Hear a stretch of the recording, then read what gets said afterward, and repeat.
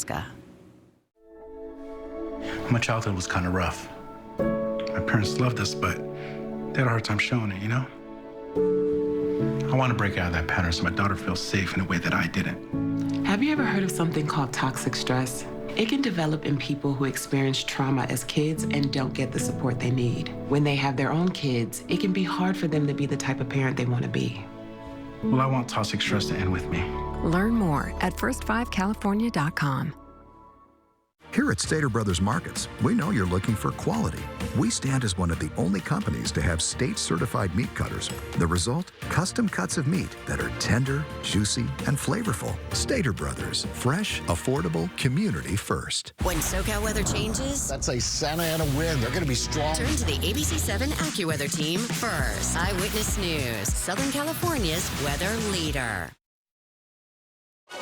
Now, Southern California's news leader, ABC 7 Eyewitness News. But apparently she had been at the restaurant for approximately an hour prior to the shooting. Now at 6 a.m., it's one of our top stories on our website. A popular fitness coach and her date gunned down by her estranged husband, who took action to stop the shooter during the deadly ambush in Fontana. Big money and bigger questions. LAUSD is set to vote today on a nearly $19 billion budget. What's at stake for students and staff? And school may be out, but it's still an exciting day for Inglewood High School. We're live with details on the major upgrades coming to campus.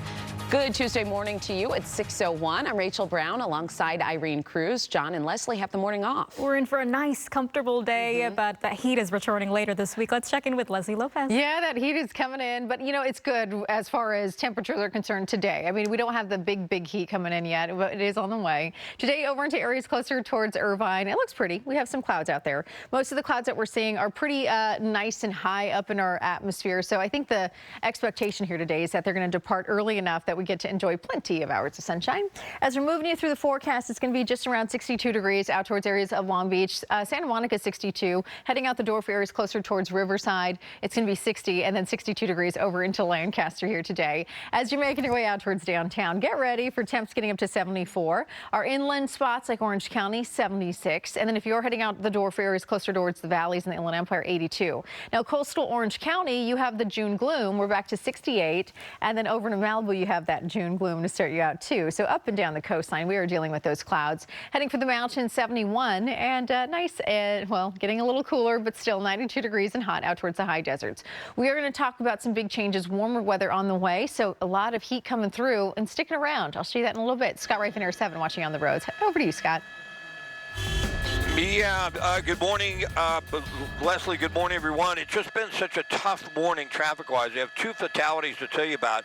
We're going to start out here on the 57 freeway southbound. We're in Brea, and we're trying to cut across to what we're going to show you on the map in a moment. But there's the southbound 57. If that's your drive, it's just normal for this time of the morning. It slows around Imperial Highways. You make your way down through Brea into the Fullerton area. Northbound is wide open. No problem there. We just left the Montclair, Claremont area. We're going to show you. This is that fatal incident on the 10. The San Bernardino Freeway eastbound, just past Indian Hill. That's where a vehicle slammed into the back of a fire truck. That's a fatality.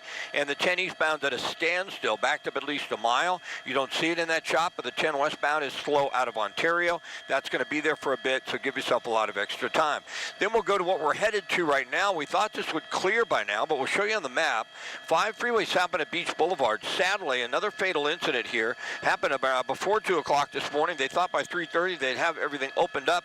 They're still working on it. Boy, the southbound 5 is a mess. If you take Valley View off the south 5, go south to the 91, pick up the 91 west and rejoin the 5, that'll save you a lot of time, but we should be overhead and have another look at that incident here in just a moment. Rachel, Irene? Okay, Scott, thank you for that warning. We're learning more about the social media influencer and fitness coach who was shot and killed outside of a restaurant in Fontana by her estranged husband. It came after she spoke out about her pending divorce to her thousands of followers. Instead of you being supportive, you're over here trying to like just bring me down, tell me that I can't do this. 40-year-old Gloria Zamora and her date, 43-year-old Hector Garduno, were shot and killed Saturday night. Investigators say Zamora's estranged husband, Thomas Alberto Tamayo Zaraga, shot the two in the parking lot of the restaurant. The shooting caught the attention of several off-duty law enforcement officers in the area. Apparently he was driving on the street outside of the shopping center and heard the gunshots and saw what had happened, made a U-turn at the light, and got out of his vehicle to confront the suspect. Yeah, that's when the off-duty sheriff's deputy from San Bernardino County shot and killed the alleged gunman. Both victims leave behind children. And Santa Ana police arrested 5 people for allegedly assaulting officers who were trying to arrest a man for drinking in public. This video of the incident is going viral. It happened just before 2 this morning in downtown Santa Ana. Police Chief Robert Rodriguez sent us a statement saying this video will be a part of a use of force investigation. The family of a 14-year-old boy killed outside Santa Ana High School plans to announce legal action against the school district today. Armando Morales was stabbed to death during a fight as school was letting out earlier this month. His family says he stepped into the altercation to help his friends. His family alleges the school district failed to provide adequate campus security, creating the dangerous environment that led to his death. 2 other students were also injured in the fight. 2 brothers, also students, have been booked for murder and attempted murder. A major call for action today amid the immigration raids in our area. The LA Tenants Union and other community groups plan to hold a news conference this morning. They want the city council to pass emergency protections for people who are impacted by the raids, including an eviction moratorium. They're also demanding more be done to stop the ongoing immigration operations. As part of all of this, they're also calling for a citywide day of action next Tuesday in solidarity with people whose loved ones have been detained. It's an exciting day in Inglewood as the city gets ready to break ground at Inglewood High School's campus. That's right. The decades-old campus will soon get a major facelift. Eyewitness News reporter Monica De Anda live in Inglewood this morning with a closer look at the final product. Monica. Rachel, Irene, good morning. This campus has been around for more than 100 years. You can see Inglewood High School here behind me, and it is going to be completely transformed into a brand new state-of-the-art campus. And that transformation officially begins later this morning with the groundbreaking. But take a look. These are some of the renderings that you can see, and that just gives you a glimpse into what this campus will one day look like once that transformation is complete. Now, the school, which is currently located off Manchester Boulevard across from the Inglewood Public Library, will soon include 2 new CTE buildings and several other site improvements, including technology integrated classrooms, STEM labs, arts and performing venues, new athletic facilities, and flexible learning spaces. The revamped campus will cost $240 million, funded mostly through money from Measure I. The school district says it hopes the new campus will foster critical thinking and creativity for all of its students.